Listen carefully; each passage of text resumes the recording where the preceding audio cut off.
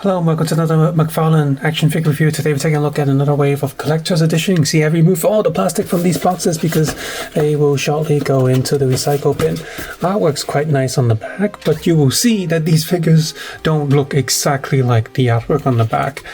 As per usual, you get little collector cards with every figure, and they're based on the same artwork on the back of the box, and they have these little stage thingies. Okay, first let's take a look at Power Girl, and yeah, she has that problem. She's way too tall. She's taller than this new guy Gardner. She's taller than this Captain Cold, and if I bring in a Michael Keaton Batman, it's like they're from a different scale. And I'm looking at her, and like, yeah, her body proportions are completely wrong. She looks like she's been stretched in a filter, like Chinese women on social media. So I don't want to sacrifice another figure for parts or legs because I don't want to buy just an extra figure just to do that. But I suppose you could do that if you bought, like, I'm not sure which female figure you can buy that has a much shorter leg, but I'm looking at this and I'm thinking, like, this upper leg is way too long.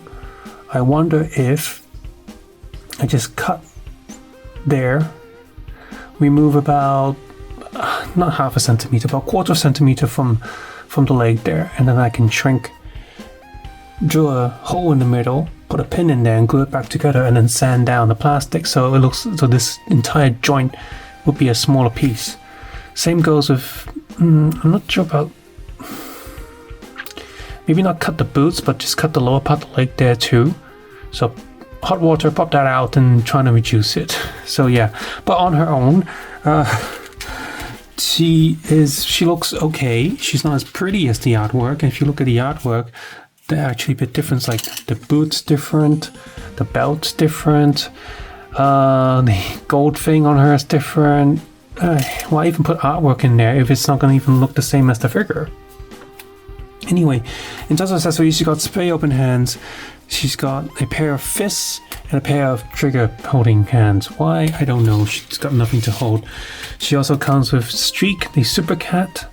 He looks nice. He's molded okay. Wish there was a bit more fur texture on him though, because McFarlane has been good with textures, but no wire in the cape either. He just sort of looks fine. Doesn't even have a articulated joint in the head. He's a solid piece. Does he stand okay? Yes, he does. Well. I wish the cat can actually articulate. Now I feel like, because I actually painted my own Dexter for Atrocitus, I feel like maybe I can do that. I'm going to get a Japanese gachapon cat with fur or texture, some articulation, and take the cape off this one and make my own Streak. So there she is. Face is printed fine, but she looks older than what she's supposed to be. She looks more, she's got a more mature face going on. Moving down, this gold thing is very soft plastic and hides this gap there. This is not a pretty gap for the cape. I'm not sure why they couldn't. It would have been better if the cape just went over. And they put this tiny little buckle there. Not sure. Boobs are painted fine, the skin color, but they filled in this gap here, which just looks weird. So maybe put a hole down there will look a bit better.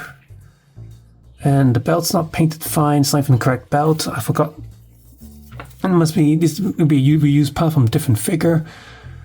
The cape itself is wired, but it's such a small cape. You can't really, I suppose you could, like, pose in the wind or something. I guess. Maybe. Kinda. Moving down, the gloves look fine, just a separate piece of plastic. I'm glad it's not painted, it's actually separately molded. It's the same with the boots on the legs. But what I really don't like is, look at this joint. Look how ugly that is for her knee. You see, Figma or something got it right. They can do a single joint, but then they have to round it off. Like, if you're doing a double joint like this, why is this piece like this? Why is it not round? It looks fine if this was like a suit or some armor or something, but this is skin. Like, it shouldn't be so... So I'm thinking, like, okay, so what can I do to make this less ugly? And I suppose I do want to just sort of, I don't know, if I just remove the top joint, maybe. No, that moves too much. I don't know. I definitely round off these sharp pointy bits because that looks really weird on skin. And here's the back. But it's a bit small. So articulation, the head goes slightly.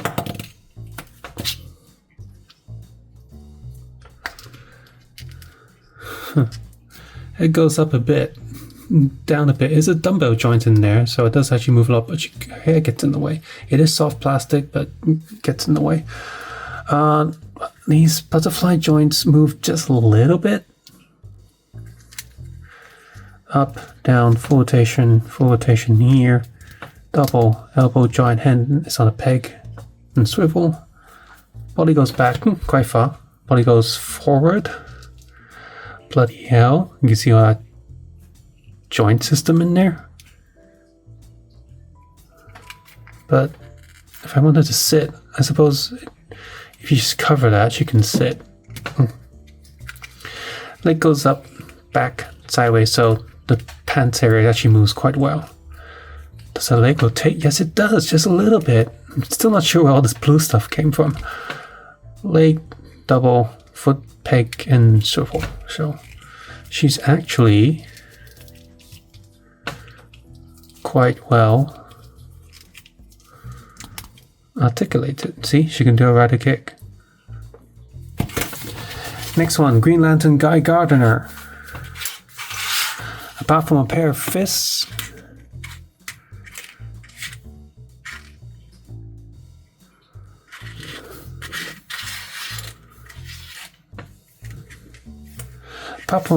and one spray open hand, he also has a finger. He also has a finger pointing hand and item/gun grippy hands. And the ring is painted quite nicely. He also has alternative hair for his more classic weird look. Now, I've seen other people having problems with this hairpiece where it doesn't go all the way down, so that this edge, this really ugly skin texture piece, is not covered up properly, but mine's fine, so I don't know what happened. Someone was like, oh, gonna have to glue this down. Was it Brad, the DC Universe guy who had a problem with his figure? I can't remember. But so he put on the older fashioned hair and that covers up a lot more. But that still doesn't stop the effect of the face swapping where the ear color is different from that because the ear is painted. Okay, and he's got the face swapping gimmick. Oh, bloody hell. Eldritch horror. You can plug secondary face in where he's smirking. Or you can plug this in where he's like screaming like a douche.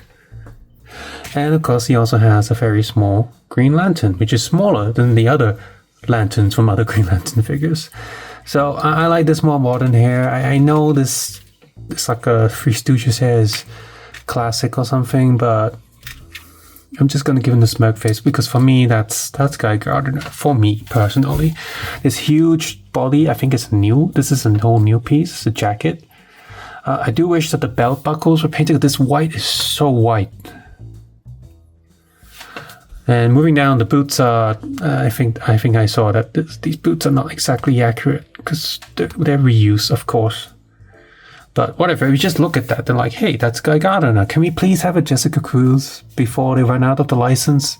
And please don't use this leg. It's way too big. Anyway, he looks good. Not too much going on with him. The logo's printed quite sharp and the three faces that I got were fine. I've not seen anyone else have problem with the faces yet.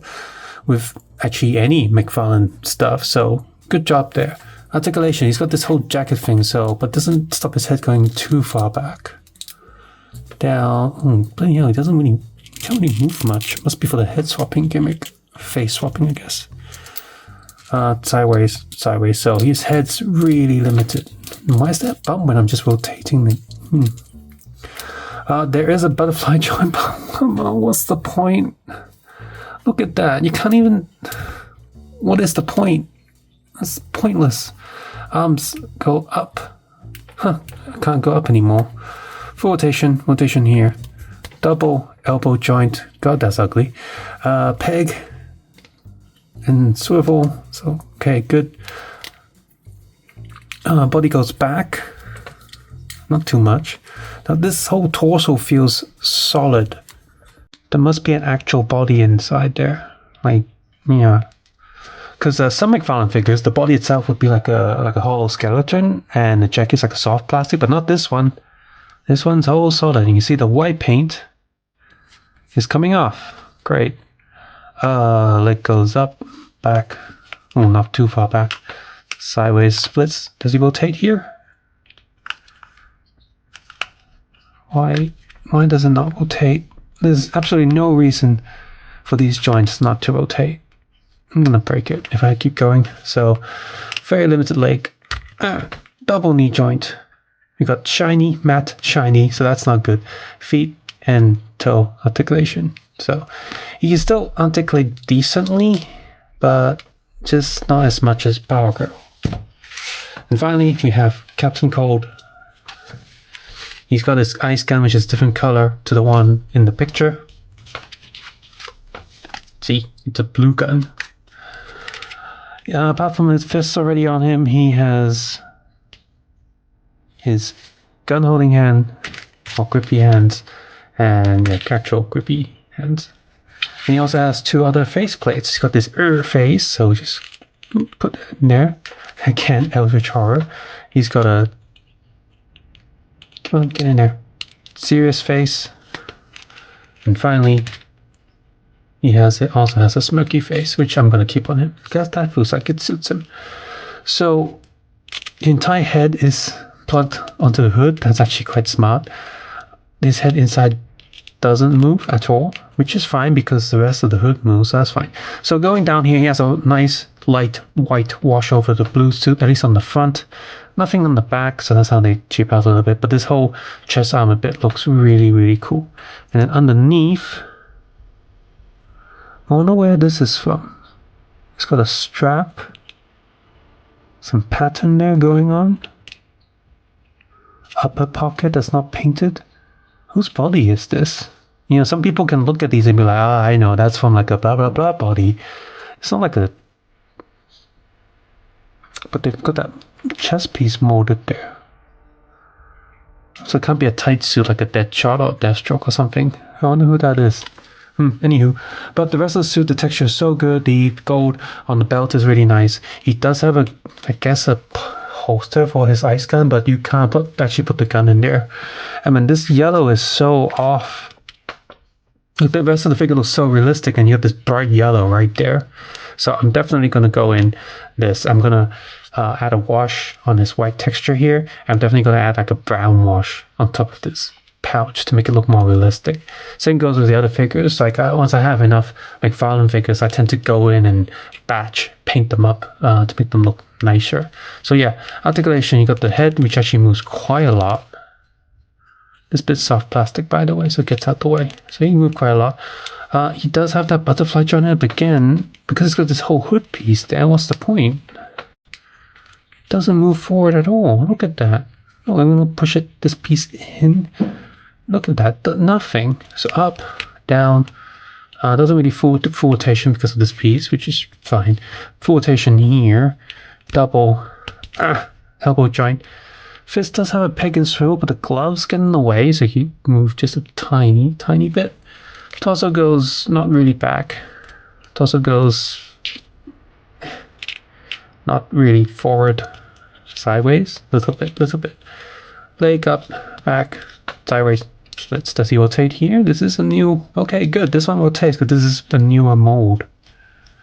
So, there you go. Captain Cold has more posable, more agility than Guy Gardner. Foot goes down, got a toe joint. Oh, that's tight. It doesn't really want to go up. In fact, it's pushing the plastic there. This one. So yeah, the joint is there, but as soon as you push it up, I guess they didn't cut that plastic off. And does this? Okay, yeah, there we go. For me, out of this lot, the best one is Captain Cold. He has a decent amount of accessories, the different faces and expressions are all really good. It's a shame that the gun is the wrong color, so I'm going to go in and repaint that somehow myself. And this yellow is really standing out. But the rest of him, he's got a good body texture. He's got good parts on him. He looks really good. I wonder if we'll get like a regular heat wave at some point. Second one here is Guy Gardner. He also has a nice selection of accessories, different faces. I have no problem with his hairpiece. And despite his torso not being really articulated, I am thinking, I wonder how would one go about to fixing that. He's still a very good looking figure that you just put on the shelf and people are like, yep, that's a guy Gardner at DC Comics. And finally, Power Girl on her own, she looks fine, but when you look at the different parts that they used to build her, the lack of accessories and a cat that doesn't even articulate it, as well as a really terrible scaling issue. As much as I know people like Power Girl, and I like her too, not just for these two reasons right here, I can't recommend getting her. I know people are like rushing out to buy her and she's hard to get and people are scalping her all over the place, but do yourself a favor, skip Power Girl. Don't bother this unless you have any sort of customizing skill and, you know, you're just looking at more McFarlane figures and stuff. Focus on these two. These two are the good ones. Her, not so much. And for stuff that's not out yet, good luck finding that black and white suit Two-Face out there for a decent price, because he's also lacking accessories too. I'm also looking forward for the classic Deadshot. That'll be so much fun to paint up with a wash on this white textured area. Yeah. Subscribe to Justin, comment below, guys. Take care, have a nice day. I will see you guys soon. Bye bye now.